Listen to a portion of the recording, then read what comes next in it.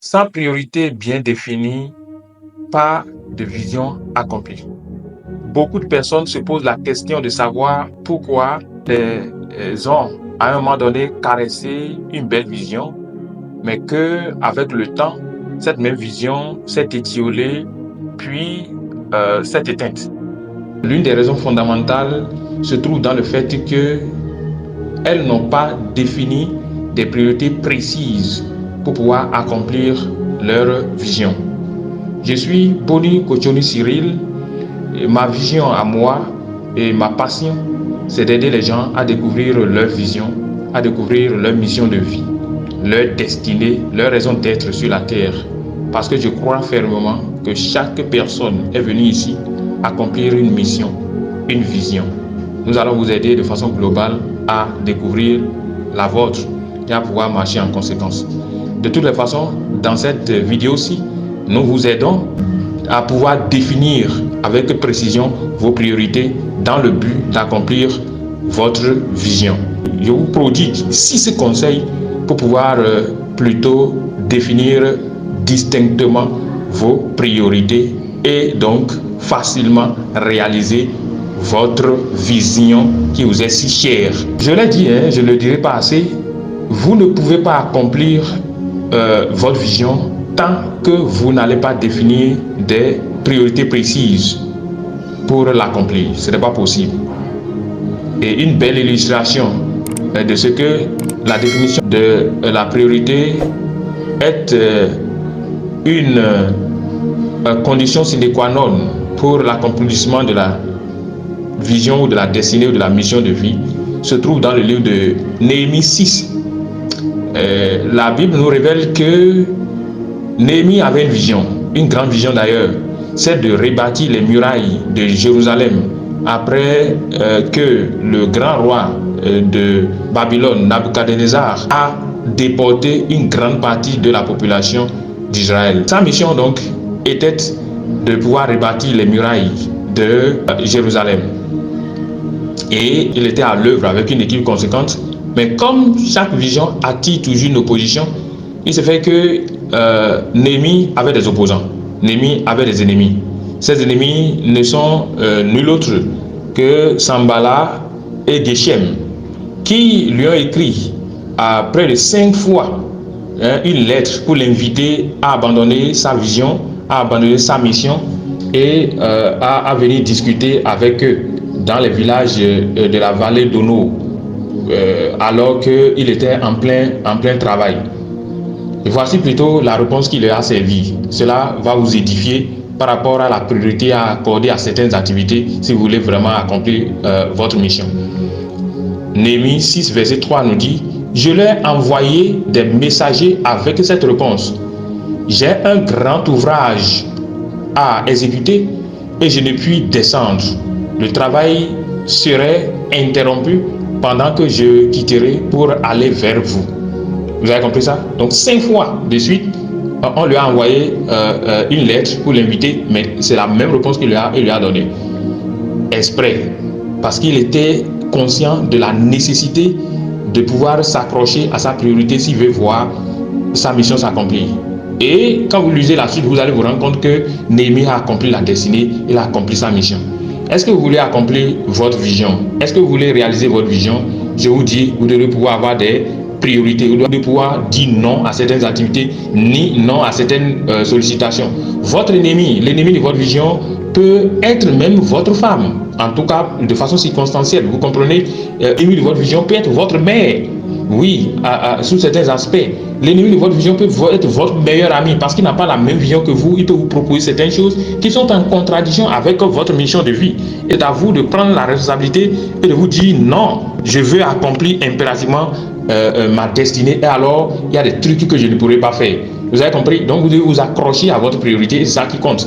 Quand vous prenez l'histoire de Jésus-Christ, à l'âge de 12 ans, déjà, il avait la notion des priorités. Et c'est pour ça qu'il a facilement accompli la destinée. À 12 ans, ses parents et lui étaient allés à Jérusalem pour le pèlerinage.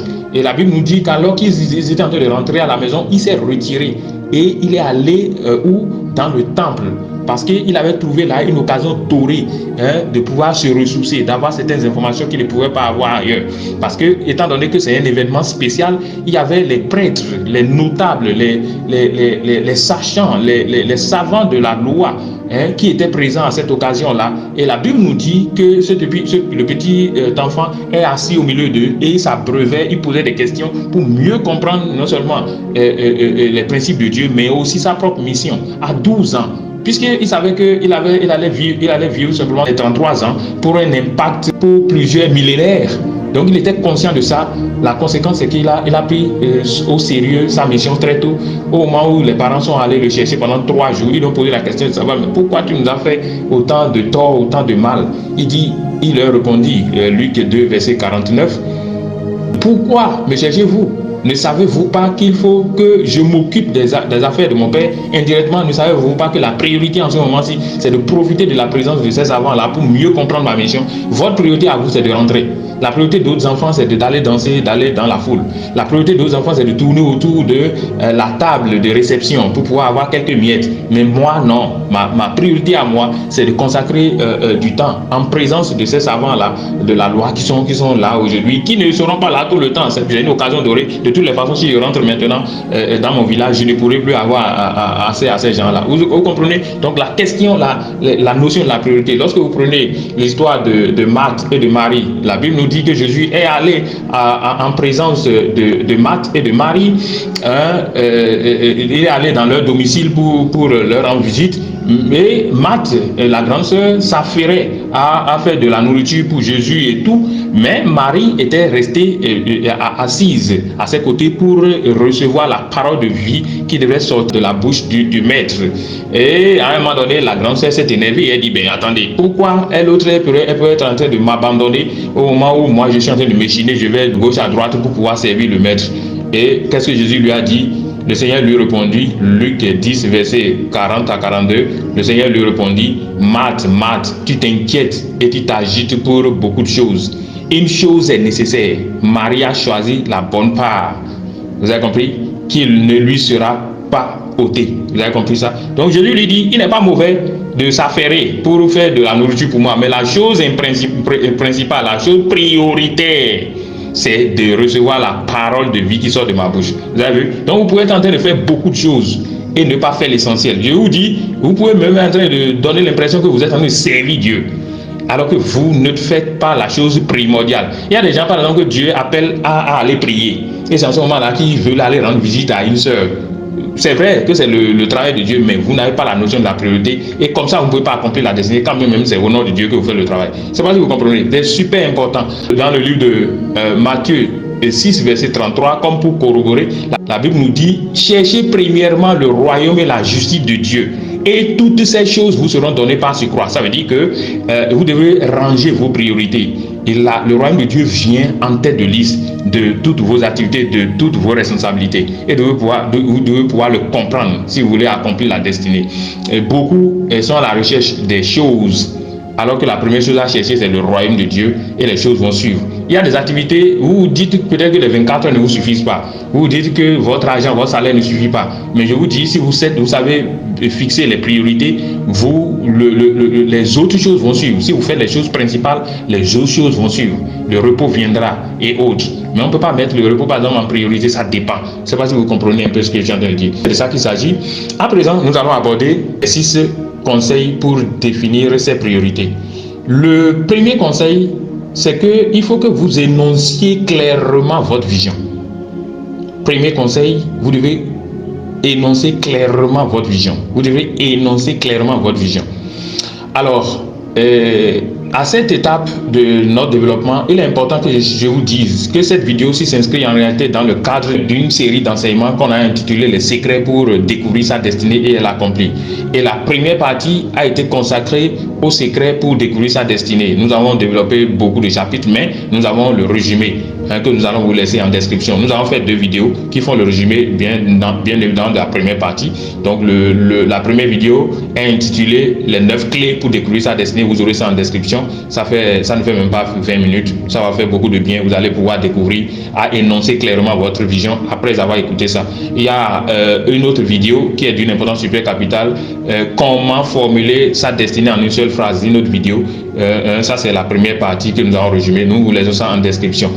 Alors la deuxième partie, c'est bien évidemment cet enseignement-ci que nous sommes en train de voir. La deuxième partie est intitulée les étapes incontournables pour accomplir sa destinée. Et nous avons vu déjà 4 étapes. Nous sommes à la 5e étape aujourd'hui qui consiste à définir précisément vos priorités. La première étape, c'est d'avoir une vision claire. La deuxième étape, c'est d'avoir foi en sa vision ou en sa destinée. La troisième étape, c'est de développer son potentiel. La 4e étape, c'est de développer sa passion. Donc, actuellement, nous sommes en train de voir la 5e étape qui est définir ses priorités.